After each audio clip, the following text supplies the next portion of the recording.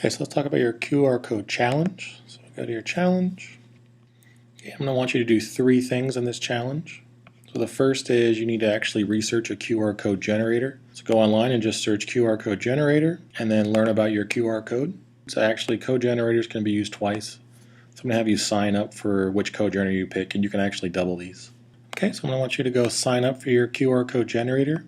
And I'm going to want you to fill in the Google Doc. So the actual sign-up sheet and the Google Doc you need to fill in are the same, and I'll show you that. But on the Google Doc, you're going to need your QR code generator, right? Your name, the cost, all that good stuff. And all of this is actually on the Google Doc, so you don't have to worry about that. Let's go to my website. Here's the QR code generator, so click the link. Okay, and this is going to be a 2-part Google Doc. The first thing is you're going to record your name and your QR code generator. So I put my name and the one I did in class. Right? Then you'll scroll down to the second page. Okay, and then what I want you to do is create a table just like mine. So I want you to have your name, so have a nice little bold name, then put a table below. You're going to have actually 5 columns. First row will merge all 5 of those columns. Then you'll have a column for cost, a column for supported information, output types, number of codes or the life of the codes, and then if they have ads or not on the website. Okay, and then you'll fill in all this information. I'd recommend the easiest thing would be just to highlight my table, hit Command C, right, type in your name and enter, and then Command V. Right, you get my table, and then you can just highlight all this stuff, hit delete, then you have a table set up. Right, get rid of all that. There you go, you have a table. All right, so then bold your name, and then you're good. Okay, that would be my suggestion. Right, but that's your first assignment, so actually go and fill out this Google Doc. Your second assignment will be to create some QR codes. I want you to create 3 QR codes. I want you to create a QR code for your website. I want you to create a QR code for your YouTube video. You can pick any video you want. You should have your children's story video up there, so that'd be an easy one. And then create a QR code for an email address.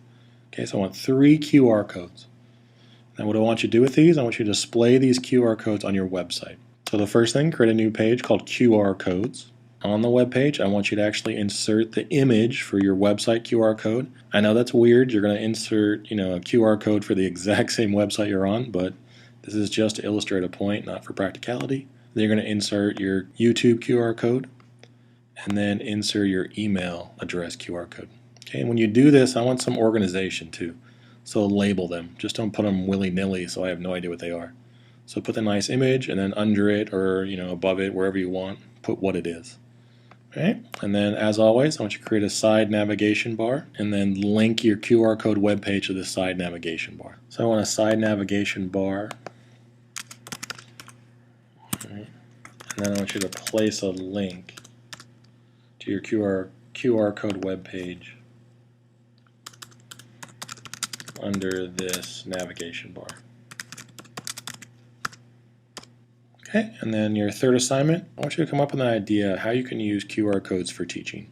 One idea you would use in the classroom. So come up with one way you could use QR codes in the classroom, and then you're going to fill in the Google Doc. Right? And I'll show you that in a second too. You're going to put an explanation of your idea and then an example of your QR code.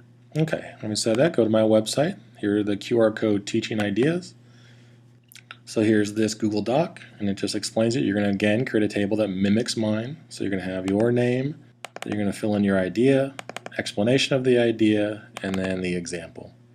Okay, so my idea, you can't copy my idea, first come, first serve, and obviously don't copy anyone else's ideas, first come, first serve.